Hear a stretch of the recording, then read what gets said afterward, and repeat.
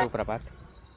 वर्धामधल्या MIDCमधली सकाळ आहे आणि कालची व्हिडिओ थोडी माझ्या एक्सपेक्टेशनपेक्षा थोडी जरा जास्तच फास्ट ग्रो होते, त्यासाठी धन्यवाद. इथे प्रत्येक सकाळी झालेलं आहे गोमातांचं दर्शन. उगाच घाबरवलं मी बिचाऱ्याला. एक विनाकारण घेतलेला वॉकिंग शॉट कारण घ्यावासा वाटला. ती भूक चहा बिस्किटवरतीच भागावी लागेल कारण इथल्या प्रत्येक गोष्टीमध्ये प्रमाणापेक्षा जास्त तेल असतं, म्हणून मी ती खात नाही आहे. मला किती प्रोटेक्शन असू शकते. लॉक नंबर 1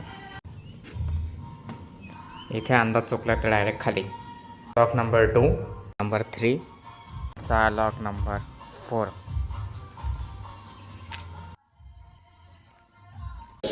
काही प्राण्यांना आपण पाळतो आणि काही असे प्राणी स्वतःहून आपल्याजवळ येतात आणि सांगतात की मला पाळा.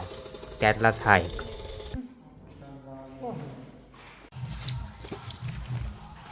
परत मुंबईला जायला तयार. इथेही शेवटी प्रवास म्हणजे रिक्षाशिवाय पर्याय नाहीच.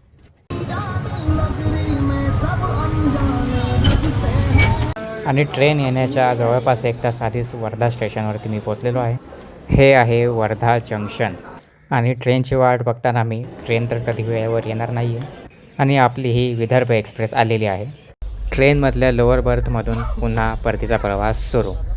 आणि को पॅसेंजर्सबद्दल कायच बोलणार. असो, इथे स्वतःचं अंथरूण स्वतःच लावावं लागतं बरं का.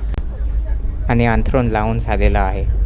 आणि हे आलेलं आहे अकोला स्टेशन जवळपास 2-2.5 तासानंतर. आणि मी आधीच जेवणाची ऑर्डर दिली होती, जेवण आलेलं आहे.